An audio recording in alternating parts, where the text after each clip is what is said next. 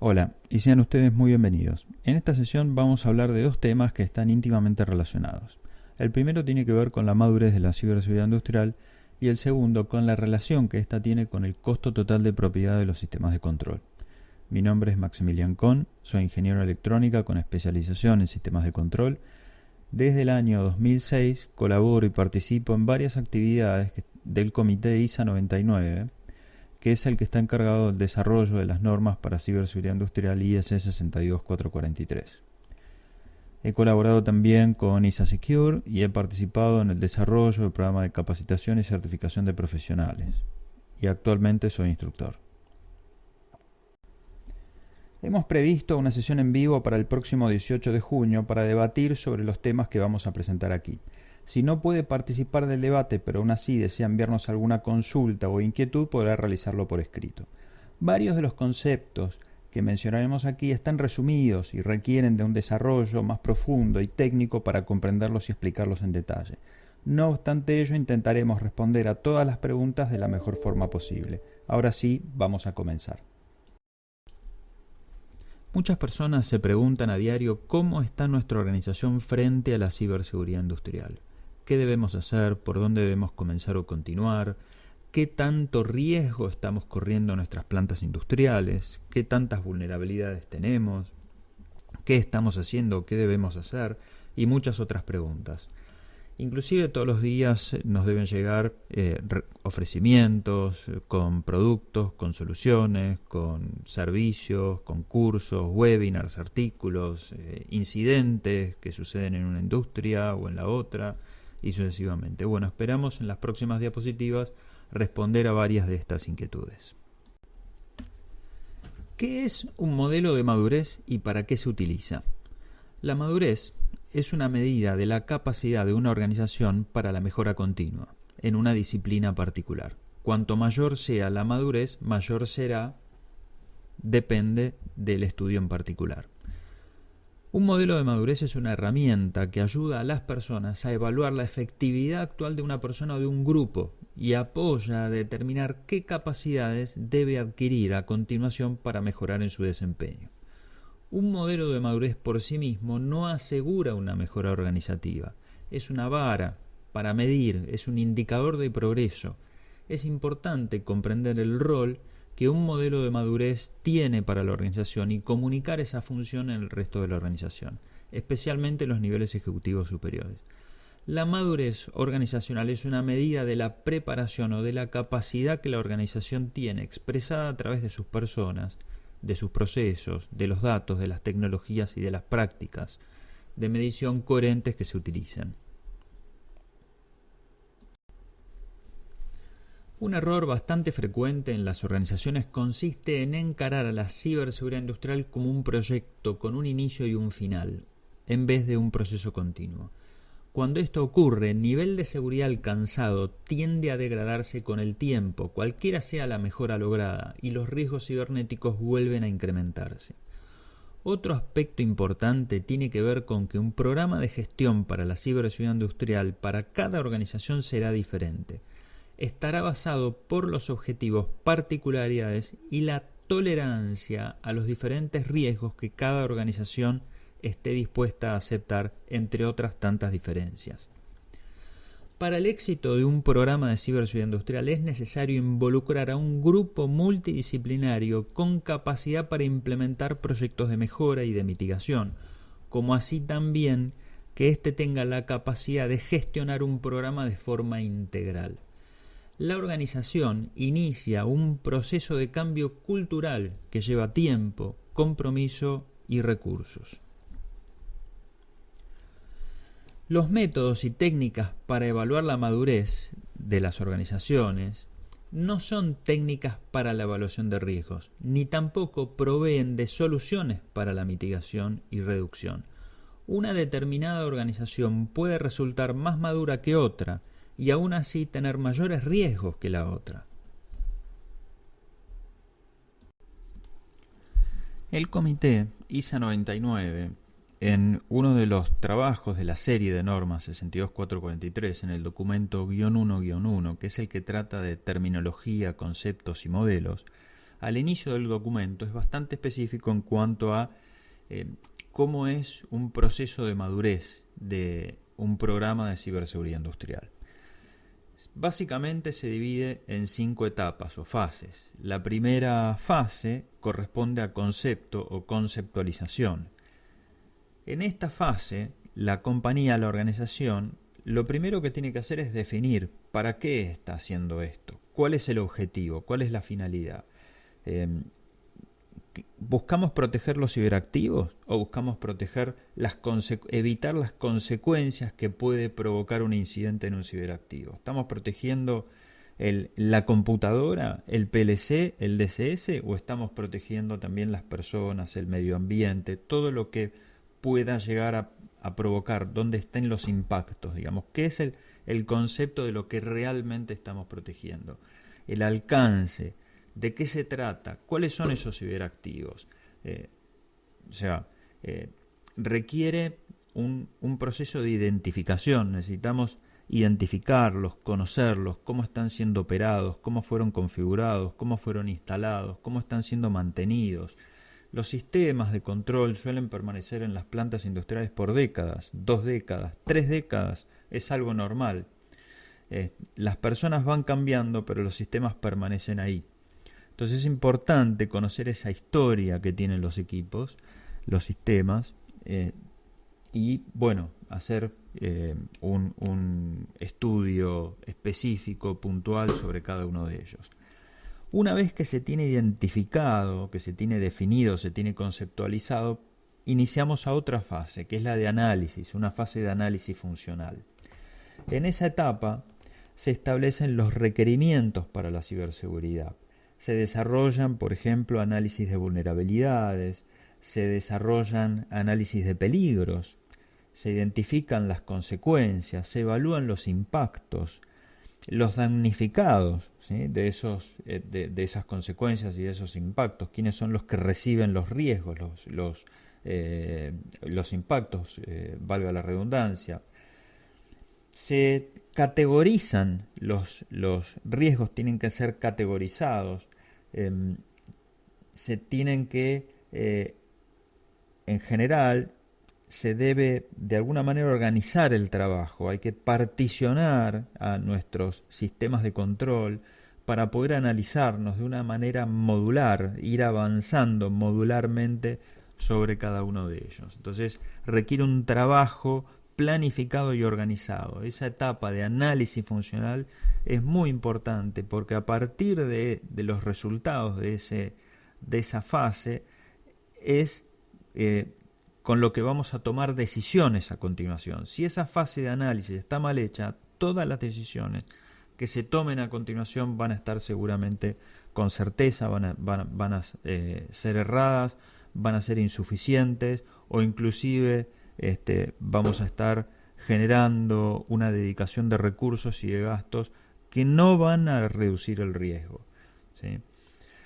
Bueno, una vez que concluimos esa fase de análisis funcional, debemos ingresar en otra fase, que es la fase de implementación. Y esa fase de implementación tiene 3 partes. Una primera que es el diseño funcional, otra que es el diseño detallado y otra que es la construcción. Siempre estamos hablando de la ciberseguridad, ¿verdad? Entonces, en base a los resultados obtenidos de la fase anterior, tenemos ahora que implementar los cambios en el sistema. Tenemos que generar una serie de requerimientos y esos requerimientos deben ser incorporados en los ciberactivos, en las redes, en los procesos, en las personas, en los cambios que se hagan. Entonces, debemos pasar de una etapa dentro de la implementación de una actividad de diseño a un diseño detallado, una incorporación, una configuración, a una implementación. Y una vez que eso está aprobado, que está revisado y aprobado, entonces ahí recién vamos a poder construirlo e incorporarlo dentro del sistema. Pensemos que esto que estamos hablando acá es válido tanto para una planta industrial existente como una planta industrial nueva, ¿sí? Estamos incorporando y diseñando protecciones de ciberseguridad tanto para sistemas existentes como para sistemas nuevos. Una vez que construimos el sistema, o que construimos las protecciones de ciberseguridad dentro de nuestros sistemas, las vamos a tener que probar. Una vez que las probamos, las ponemos en marcha. Una vez que están en marcha, estamos operando nuestra planta, nuestro proceso con las protecciones incorporadas. Eso significa que vamos a tener actividades de mantenimiento, de auditoría, de actualizaciones, que van a ser por largo tiempo.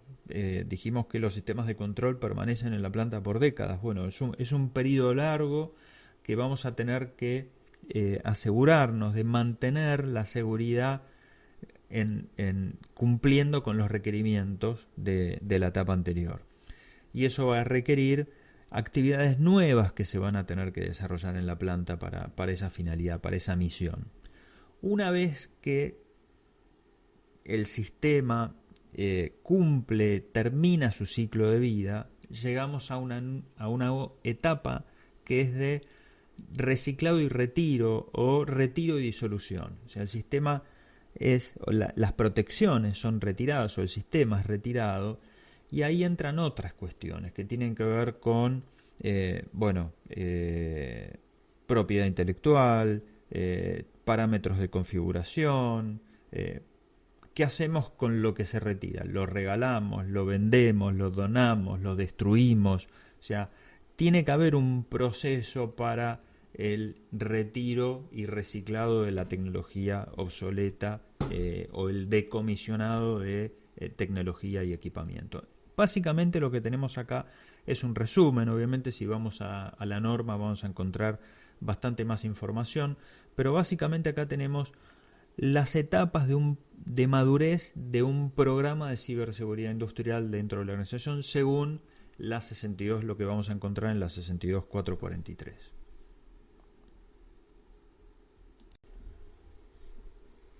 A continuación, en las próximas diapositivas vamos a evaluar 4 escenarios en los cuales una organización X pueda llegar a estar posicionada con respecto a la ciberseguridad industrial. El primero de los escenarios tiene que ver con un hecho histórico, con una situación heredada, es decir, la base instalada. Por años, por décadas, mejor dicho, la ciberseguridad no era una preocupación en la industria. Entonces, las inversiones a favor de la seguridad eran muy pocas o nulas, eran muy escasas, porque, no se lo consideraba un tema relevante, un tema importante. Sin embargo, ya desde hace varios años que sí lo es. Sin embargo, aún hoy en día nos encontramos con una gran cantidad de industrias que están intentando salir de esta situación o que todavía no han salido de esta situación, están en un proceso de salir de esta realidad. Entonces, sobre la izquierda tenemos un gráfico, una indicación de riesgos. Si nosotros hacemos un cálculo de riesgo cibernético de acuerdo a la metodología de la 62.443, nos va a dar un determinado resultado. Vamos a llamarlo riesgo máximo, que vendría a ser la situación de peor caso de esa industria, ¿verdad? Ha hecho muy poco por la seguridad cibernética, entonces sería razonable que sea la situación de peor caso, de peor riesgo. Por otro lado, también la inversión, el gasto en ciberseguridad industrial ha sido muy bajo. Entonces, eso es lo que estamos observando en la gráfica en el color azul. Y no sabemos cuánto, porque no ha habido un plan para invertir en seguridad cibernética. Entonces, no hay, es muy difícil encontrar información al respecto. Entonces, ese sería el caso 1, la situación 1, ¿no?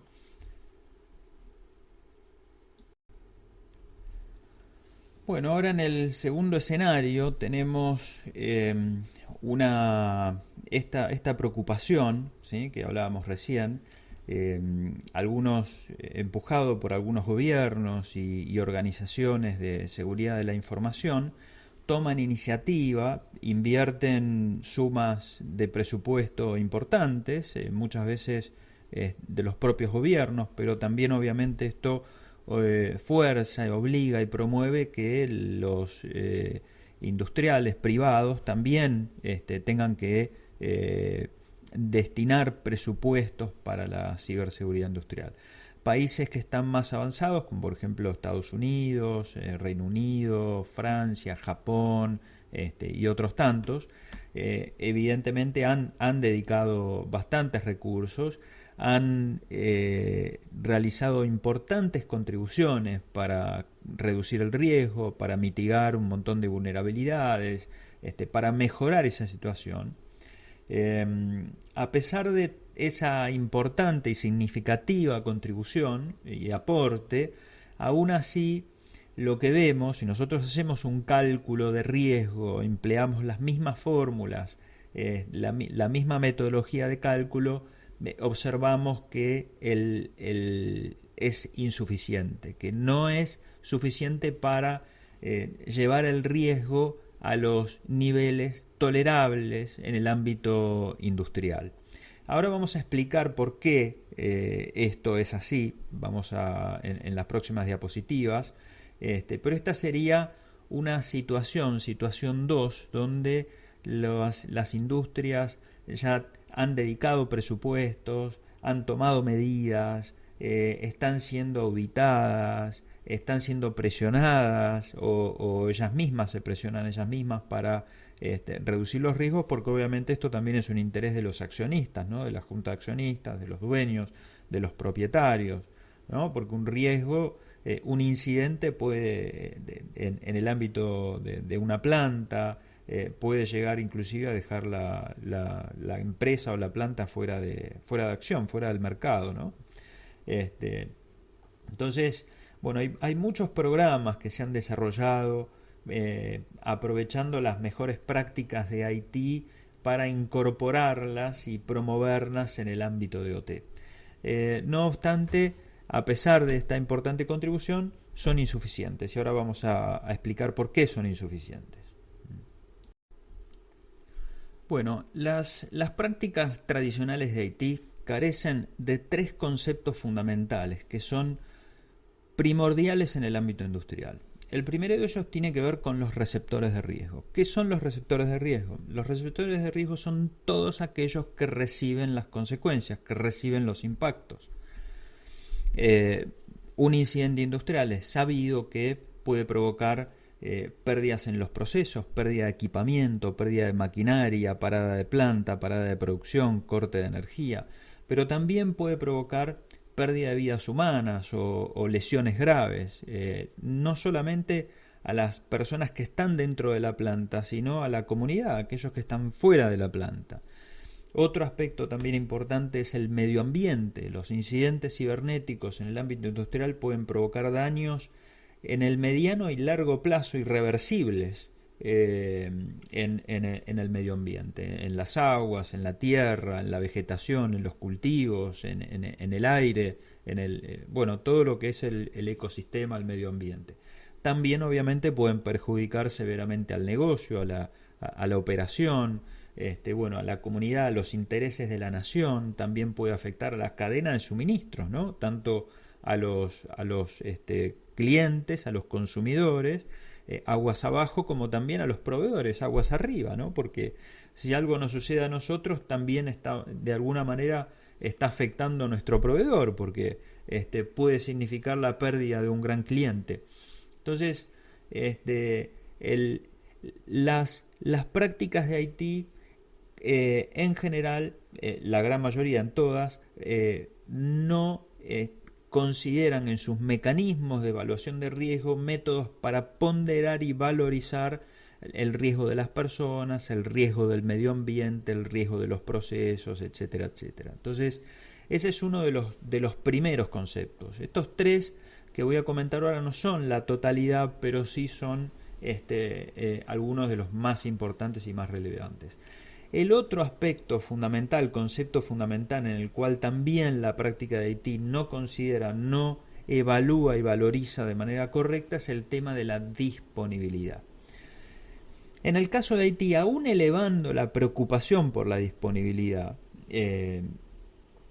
bueno, el triángulo de confidencialidad, integridad y disponibilidad, aún con la práctica de IT diciendo, bueno, ahora lo más importante es la disponibilidad. En el ámbito de Haití, la disponibilidad puede llegar a un máximo de 4 a 5 nueves como máximo, ¿sí? Hablando de disponibilidad. La disponibilidad se expresa en cantidad de nueves. Mientras que en los sistemas industriales críticos, que es donde tenemos la mayor cantidad de riesgos, ¿sí?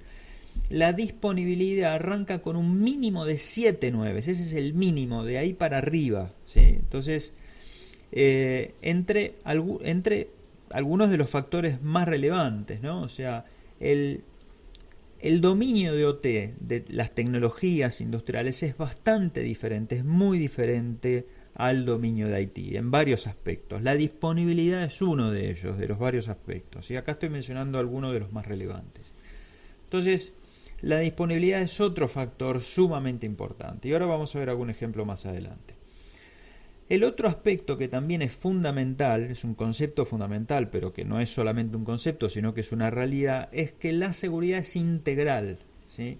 No podemos mejorar una disciplina de seguridad en perjuicio de otra, ¿sí? Es decir, que la solución al riesgo cibernético industrial debe ser integral a todas las demás disciplinas de riesgo. No es aceptable mejorar el riesgo, es decir, reducir el riesgo cibernético si ese cambio que yo estoy produciendo para reducir el riesgo está elevando el riesgo por otro lado. En definitiva, estoy cambiando un sombrero por otro, digamos, ¿no? Entonces, no es aceptable en la industria mejorar un riesgo en perjuicio de otro. Entonces, todos los cambios que vayan a ser incorporados en el sistema o en el equipamiento o en la planta, en el proceso, en la operación, en el mantenimiento, etcétera, deben ser introducidos de manera consistente con todas las demás disciplinas de riesgo. Y ahora vamos a hablar un poquito más de eso.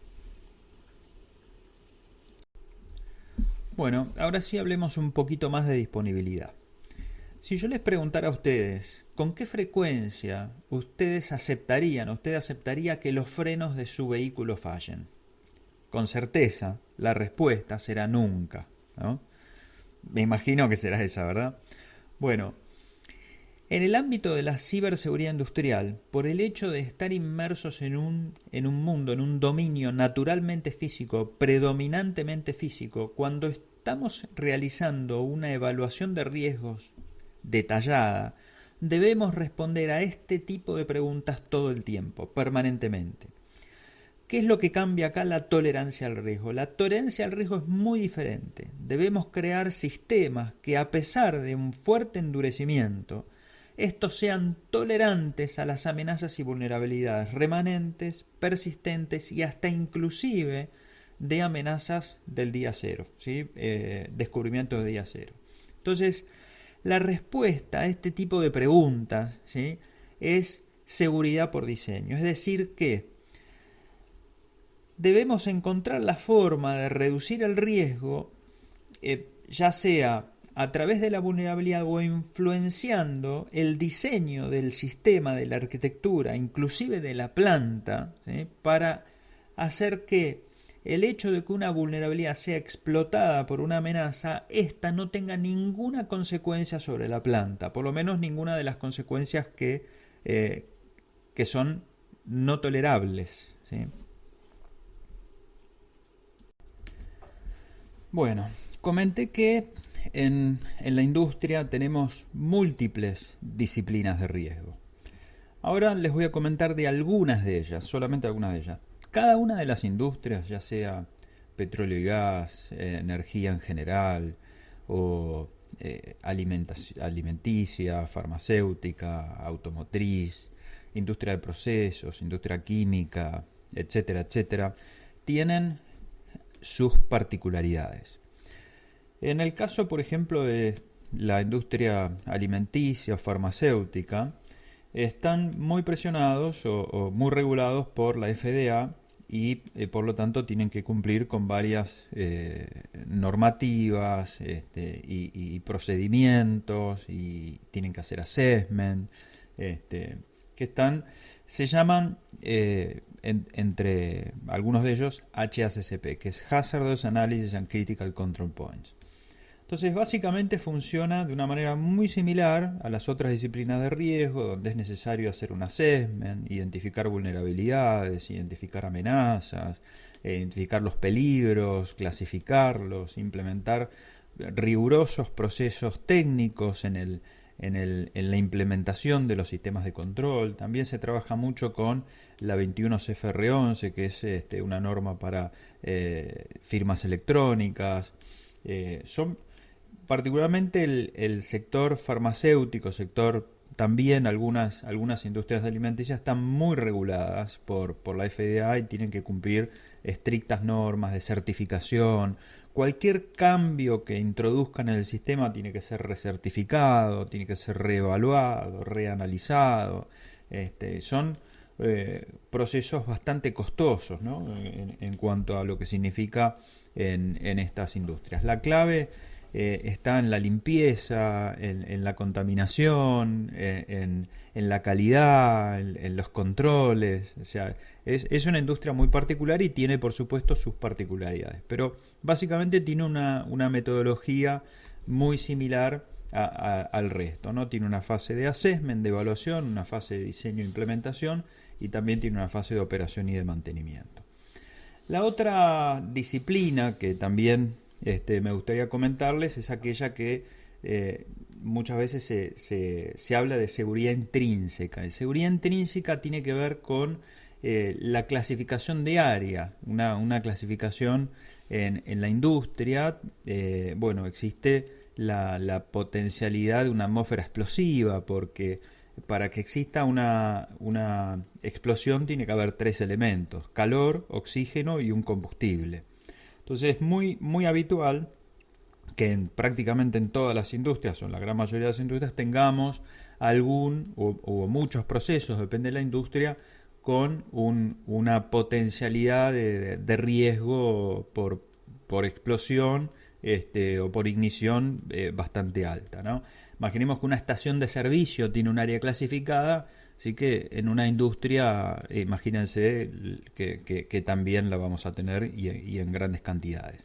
Entonces, en este caso, lo que busca la seguridad intrínseca, se clasifica, se hace un assessment, se clasifica las áreas, las distintas áreas dentro del ámbito industrial, y en base al resultado de esa clasificación conlleva un montón de requerimientos, porque la presencia de calor, del más mínimo calor o chispa o arco, puede llegar a provocar una explosión y una reacción en cadena catastrófica. Entonces, esto tiene muchos requerimientos hacia la tecnología, hacia las personas que ingresan al área, a las actividades, a los trabajos que se realizan, ¿no?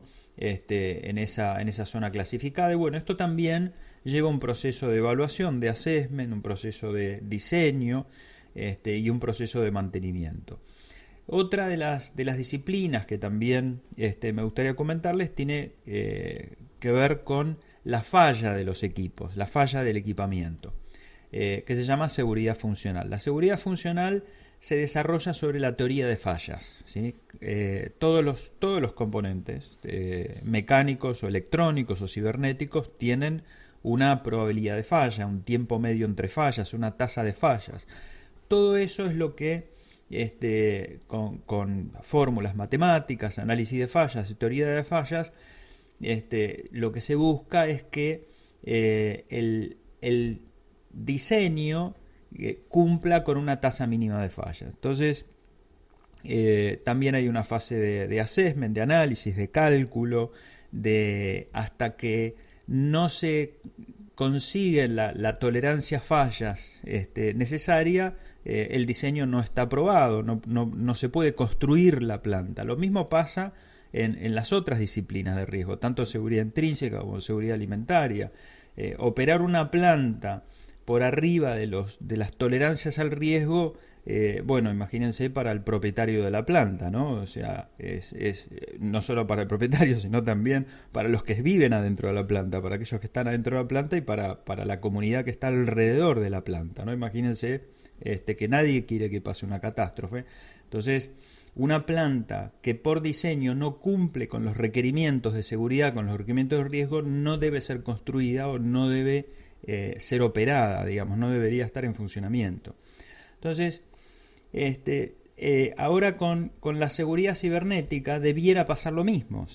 La seguridad cibernética industrial es una disciplina que se ha desarrollado mucho en los últimos años. En los últimos, vamos a decir, 5 años ha tenido un desarrollo, un crecimiento realmente significativo en muchos aspectos, no solamente los riesgos y los incidentes, sino también en el avance de las normas, de las soluciones, de los proveedores, el conocimiento ha avanzado mucho. Y bueno, ya existen en varios lugares donde es obligatorio, digamos, no es optativo, sino que ya se ha incorporado como una disciplina como todas las demás que les estoy comentando aquí.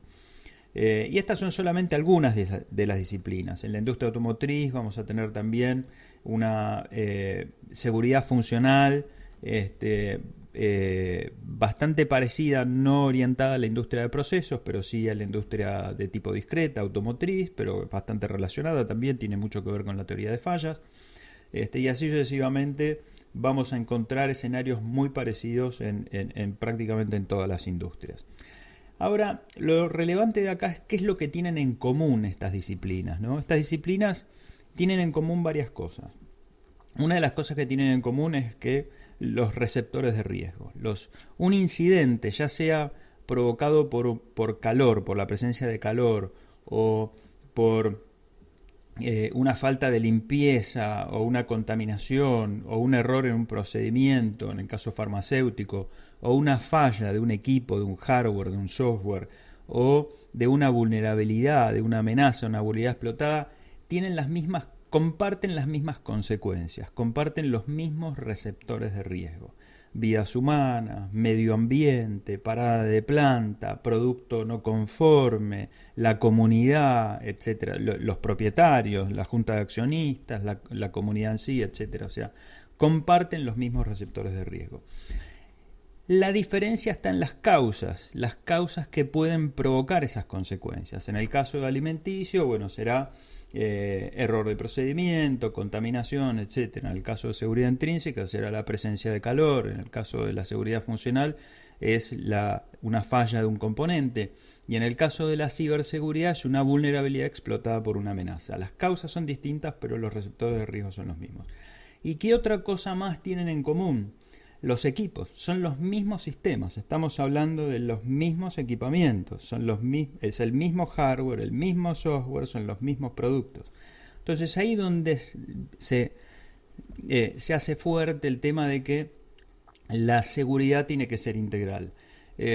Para el industrial no le sirve mejorar una y empeorar la otra, o sea, no es negocio. O sea, entonces, por eso decimos que la seguridad cibernética tiene que ser incorporada de manera consistente con el resto de las disciplinas de riesgo. No puedo tocar un equipo a favor de la seguridad cibernética y que ello signifique aumentar la tasa de fallas, por ejemplo. Bueno, algún otro tipo de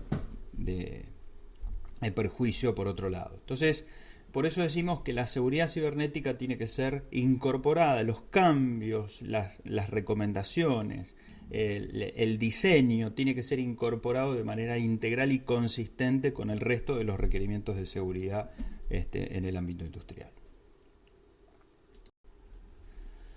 En el escenario 3, bueno, ya hay muchos industriales que ya han comprendido esta situación, esta realidad, y han incorporado a la 62443 dentro de sus procesos como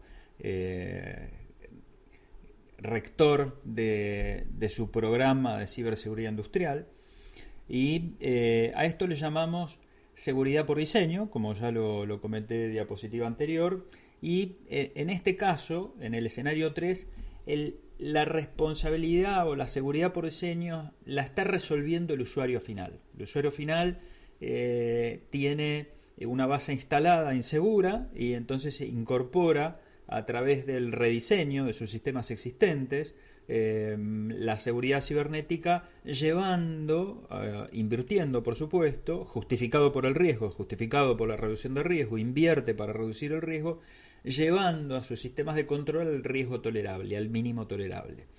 Entonces a esto decimos que esto es ciberseguridad agregada, digamos, porque son sistemas que no tienen la capacidad para suministrar seguridad cibernética requerida, necesaria, entonces el usuario tiene que agregar seguridad de múltiples maneras, ¿no? O sea, rediseño, incorporar herramientas para el monitoreo, para la detección, reconfigurar los sistemas de control, cambiar lógica, introducir un montón de cambios que necesariamente los tiene que hacer, pero están justificados porque de esa manera consigue tener el riesgo por debajo de la tolerancia, digamos, ¿no? Entonces, justificado por la reducción de riesgo, los industriales en esta situación que están en este escenario que llamamos número 3, invierten en recursos, en tecnología, en procedimientos, en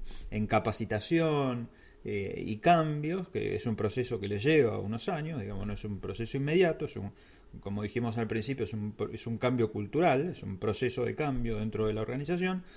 Lo llevan a cabo y ya hay muchas industrias que están en esta situación, que están trabajando en este escenario, bajo este esquema, digamos, de seguridad por diseño resuelta por el usuario. El usuario es el que está resolviendo la seguridad cibernética, con el agregado, ¿sí? Obviamente de una manera integral con el resto de las disciplinas de riesgo, y eso le permite mantener el riesgo como lo tenía antes, digamos, ¿no? O sea,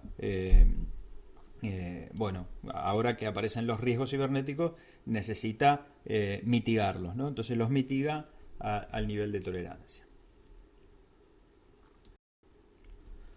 En este escenario 3, el industrial tiene que implementar varias actividades, ¿no? O sea, tiene que incorporar un gobierno sobre su programa de ciberseguridad industrial, debe implementar políticas y procedimientos, generar planes de concientización y entrenamiento, auditoría y cumplimiento. Por otro lado, necesariamente tiene que iniciar una fase de evaluación, tiene que identificar vulnerabilidades, identificar los peligros, esto es fundamental, una buena identificación de peligros. Tiene que elabora y desarrolla una evaluación de riesgo detallada, esto que comentábamos antes, y ese resultado de la evaluación de riesgo detallada le va a dar una lista bastante extensa de recomendaciones, que no necesariamente todas tienen que ser implementadas, de alguna manera tiene que elaborar una estrategia para mitigar todos los riesgos de la manera más adecuada.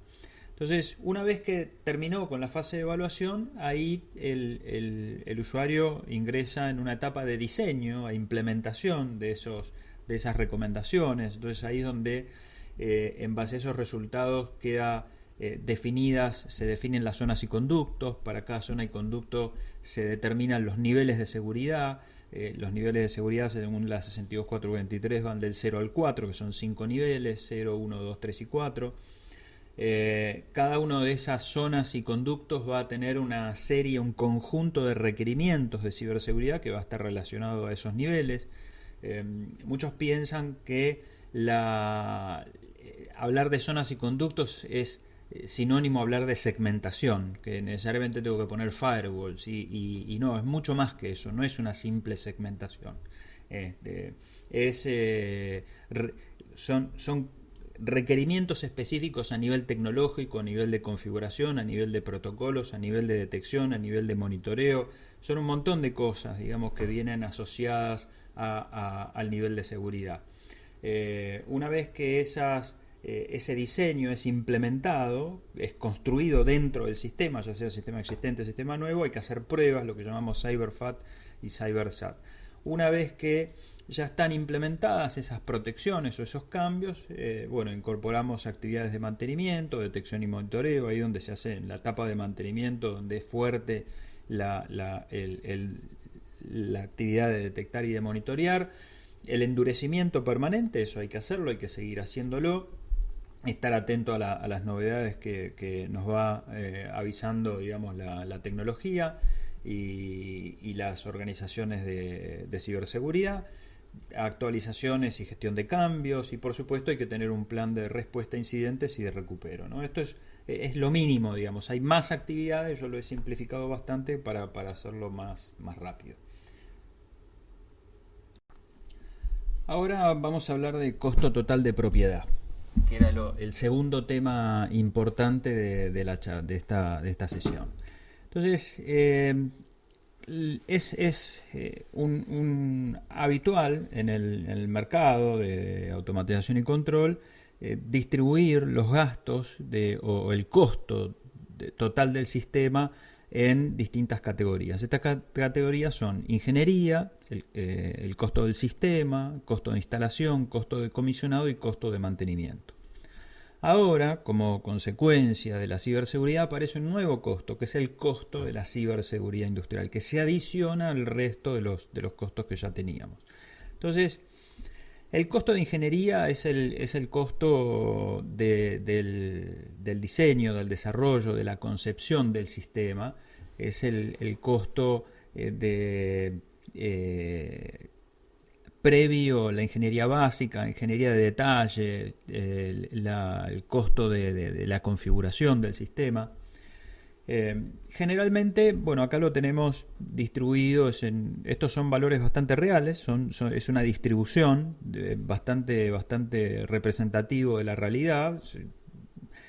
Entre un proveedor y otro, o un industrial y otro, obviamente van a cambiar. Esto es un promedio, pero es bastante representativo de la realidad.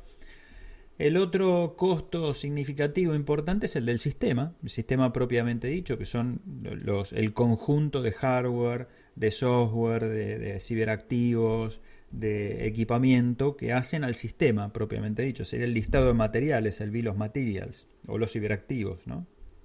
El otro costo, los otros dos costos son de instalación y comisionado, que están en el orden, son costos más bajos.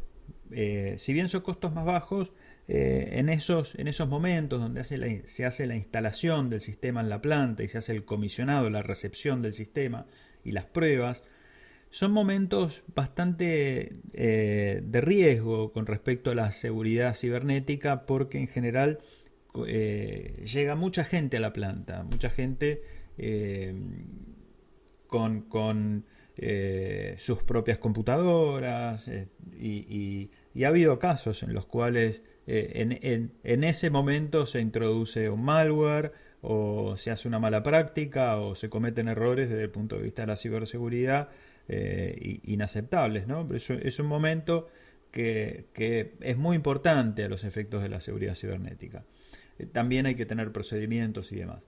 El otro costo significativo, tan significativo como el del sistema de control, es el costo de mantenimiento. El costo, una vez que el sistema está operando, lo tengo que mantener. Es las renovaciones, el servicio de mantenimiento, garantías, bueno, por décadas, ¿no? Es un costo muy significativo, está en el orden del 25% en este caso, y es tan significativo como el propio costo del sistema. Ahora tenemos la ciberseguridad industrial, que es un costo comparable al costo de mantenimiento. Ahora bien, en el caso de aquellas zonas y aquellos conductos donde el nivel de seguridad sea más alto, porque todavía es más crítico el proceso, entonces tenemos que tomar todavía más precauciones y más medidas de mitigación, entonces el costo aumenta todavía más. O sea que el costo es, vamos a decir que es directamente proporcional, o de alguna manera proporcional al nivel de seguridad requerido de la zona y conducto. O sea, uno no puede decir, bueno, alegremente, bueno, hago todo nivel 4, porque va a haber muchos lugares donde yo como industrial no voy a necesitar de nivel 4, pero me va a afectar significativamente al costo, a la inversión y al costo total del sistema. Entonces acá viene un tema muy importante. Si bien están en el gráfico, están expresados en extremos distintos, tenemos la ingeniería por un lado y la ciberseguridad en el otro extremo, del lado derecho, fíjense que la ingeniería tiene una influencia muy importante, porque es la etapa de diseño, tiene una influencia directa sobre el costo de ciberseguridad. Entonces, quizás ese esfuerzo de ingeniería, el mismo esfuerzo de ingeniería, si incorporando las disciplinas de ciberseguridad, puedo conseguir que el costo de ciberseguridad baje significativamente, se reduzca de manera significativa.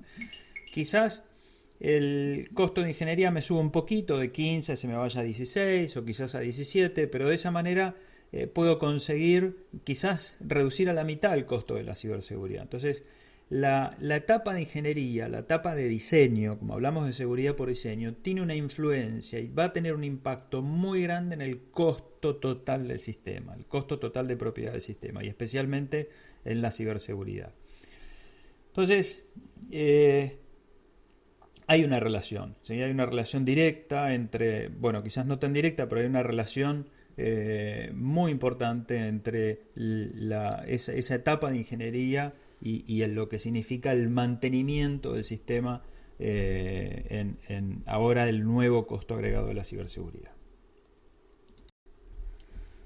Y el cuarto escenario, también posible, de hecho hay ya algunos industriales que están trabajando en este escenario, que ya están ubicados en este escenario, es donde la seguridad por diseño está resuelta por el proveedor. O sea, el proveedor ya incorpora todas las necesidades de ciberseguridad, ya están incorporadas en el producto de manera nativa.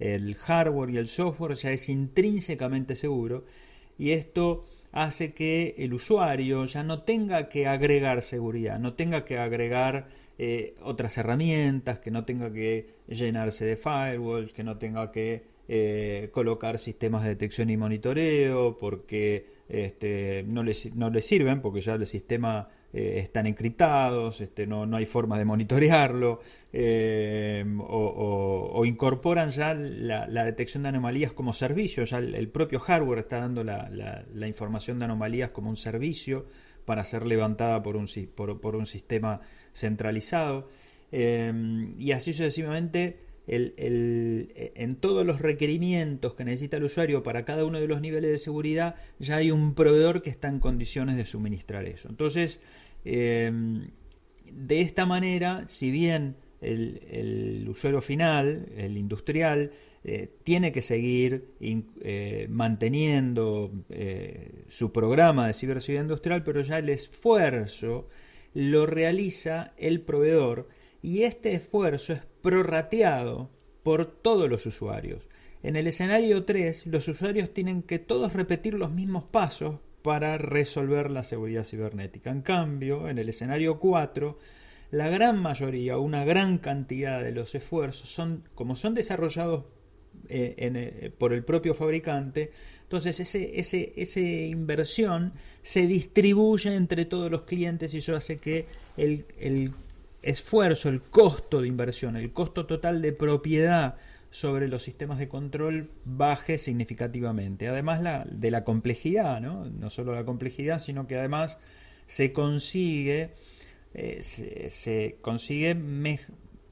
mejorar la seguridad, se consigue aún niveles de riesgo menores todavía, ¿no? Porque recuerden que lo que importa al industrial es la seguridad global, la seguridad general, ¿no? El hecho de que no tengo que agregar más elementos, no tengo que agregar más tasa de falla, disminuye la cantidad de repuestos. Bueno, hay muchas cosas que hacen al costo total de propiedad del sistema. Entonces, cuando la seguridad cibernética la resuelve el fabricante y ya cumple con los requerimientos de ciberseguridad, entonces la vida se le hace mucho más fácil al usuario final y por supuesto los costos van también en la misma proporcionalidad. Acá estamos viendo justamente eso que hablábamos recién. Estamos viendo dos situaciones: ciberseguridad agregada sobre la izquierda, donde hay que agregar un montón de actividades, de acciones, de tecnología, de procesos, auditorías, un montón de cosas para mantener la seguridad de algo que es nativamente inseguro. Y en el caso derecho ya tenemos la ciberseguridad incorporada de manera nativa, entonces esto hace que los esfuerzos y los costos sean obviamente mucho menores, ¿no? Obviamente los números que están acá, 5%, 25%, son cifras aproximadas, promedios, estimadas, ¿no? También, pero son bastante promedio son bastante realizables, digamos, ¿no? O sea, son bastante reales. Es muy frecuente en la industria comparar a los proveedores, a las capacidades de los proveedores en los procesos de selección de tecnología de proveedores, en función de las capacidades de un scoring en cada una de esas costos, ¿no? Hablamos que el costo total de propiedad se reparte en ingeniería, instalación, comisionado, mantenimiento y ciberseguridad industrial. Bueno, ahora la capacidad que tenga el vendedor, el fabricante, para satisfacer los requerimientos de seguridad cibernética, y van a ser, debieran ser evaluados van a ser evaluados o están siendo evaluados en algunos casos ya por los usuarios finales, porque bueno, no solamente por un tema de costos, sino también por un tema de seguridad, o ambos, ¿no? O sea, es un requerimiento necesario. Bueno, acá hemos llegado al final de esta sesión. Esperamos que les haya resultado provechoso e interesante, y los esperamos el próximo 18 de junio con muchas preguntas para responderlas a todas. En caso de que no puedan participar, envíennos las preguntas por escrito y las vamos a responder de todas formas. Bueno, les deseamos una excelente jornada, que tengan un muy lindo día y bueno, nos vemos pronto. Hasta luego y muchas gracias.